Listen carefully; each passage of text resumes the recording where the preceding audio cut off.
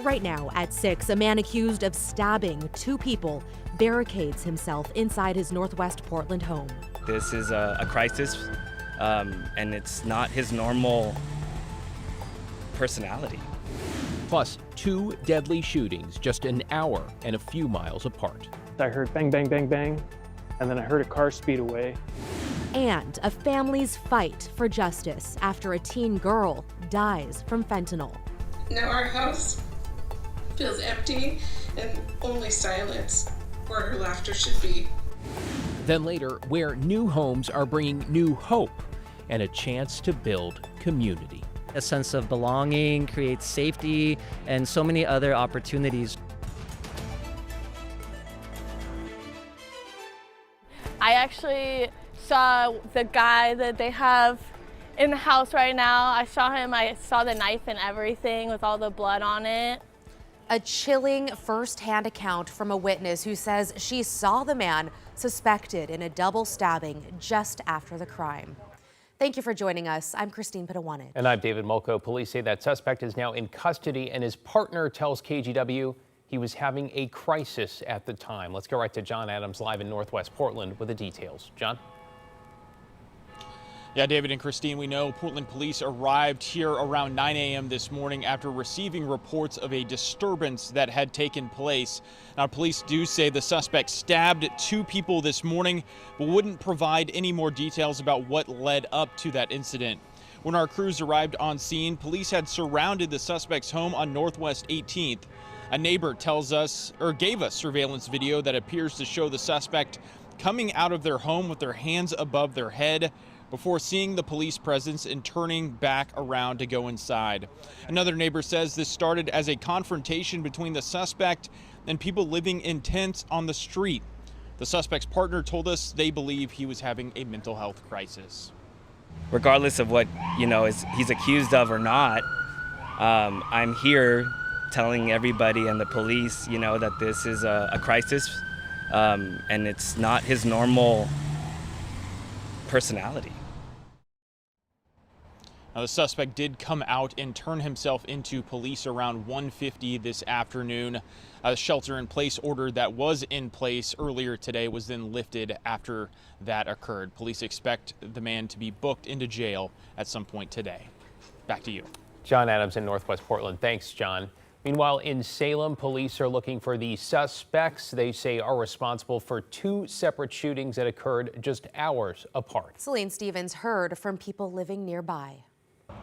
Early Wednesday morning, 2 deadly shootings happened here in Salem, just 1 hour apart from one another. One here in the southeast neighborhood and another at Wallace Marine Park. Now 2 men are dead in what authorities are saying were isolated and unrelated incidents. I heard bang, bang, bang, bang, and then I heard a car speed away. Just after midnight on Wednesday morning, Salem police responded to a crash in this neighborhood at 40th Place and Carson Drive and found a 30-year-old man with multiple gunshot wounds. Within 5 to 10 minutes, I want to say, the police were here. We heard the sirens, and I looked out the window, and it was just police cars filled the street. So there was just like 3 cop cars to the left, and the whole road was blocked off. The side yard was all police taped off. That man, identified as Nicholas Michael McFawn, according to Salem police, died in the hospital.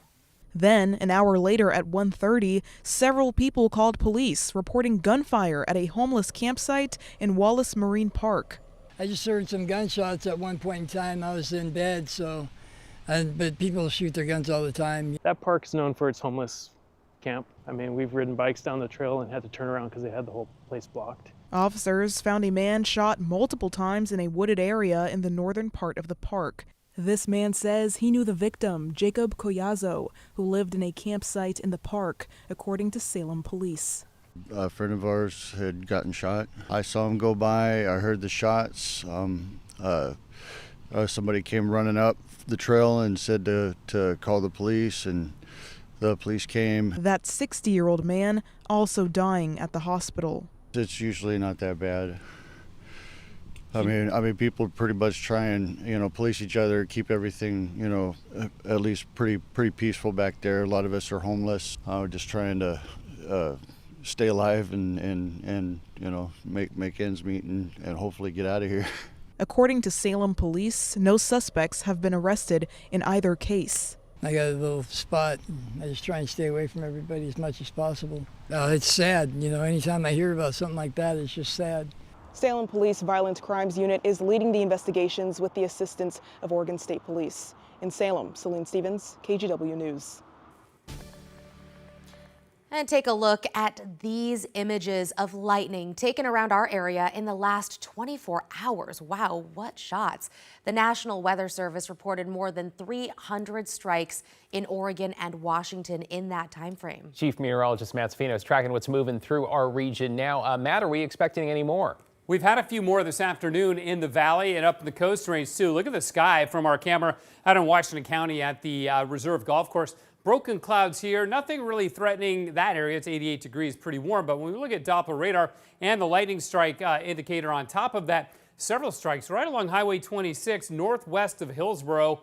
And they're not moving in any really discernible direction for, that's really obvious. But they are drifting a bit north, I can tell you that. So you folks in Vernonia, keep an eye out to the south. You may get a bolt of lightning, clap of thunder as these storms move your way. So several strikes here, probably about 10 or so, well, 9 just in the last 15, 20 minutes. So we've got that going on. Should stay to the west of the Portland area.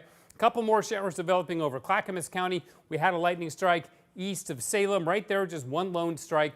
And these storms are beginning to drift a little bit more to the east. So we'll have to keep our eyes on these, see if they get close to, say, Vancouver or North Portland, Sauvie Island, areas like that. That should be the last of that. More storms in eastern Oregon, and those will be winding down as the atmosphere begins to cool off later on tonight. Now this morning, Portland and Vancouver picked up 1 lonely hundredth of an inch of rain.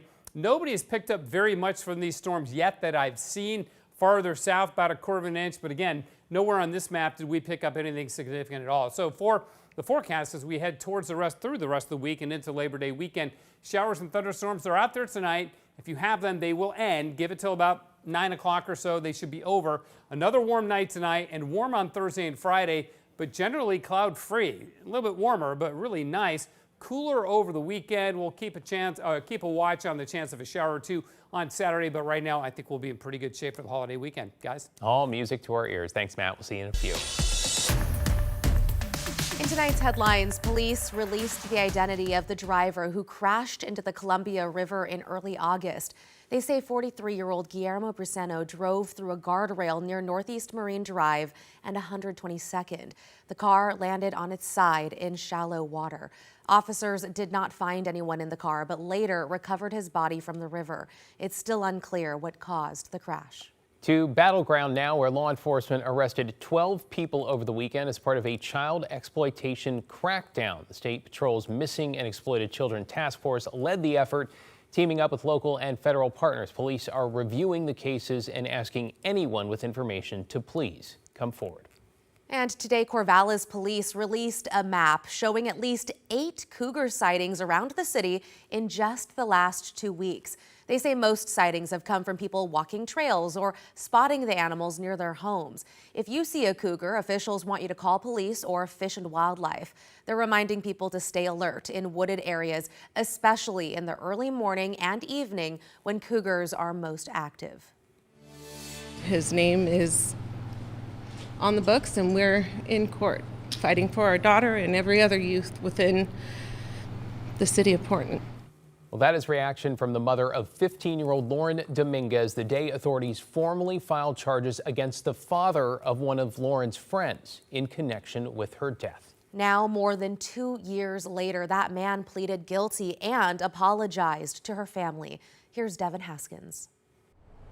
Lauren Dominguez was just 15 years old when she overdosed on fentanyl and died at a Northeast Portland home. Her parents today in court calling her smart and funny, saying her death leaving an empty hole in their home.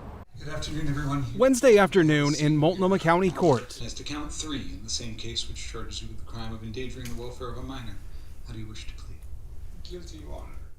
52-year-old Human Ronamoon accepting responsibility for misdemeanor crimes in connection to the death of 15-year-old Lauren Dominguez, who overdosed and died while at his house. This case dates back to February of 2023.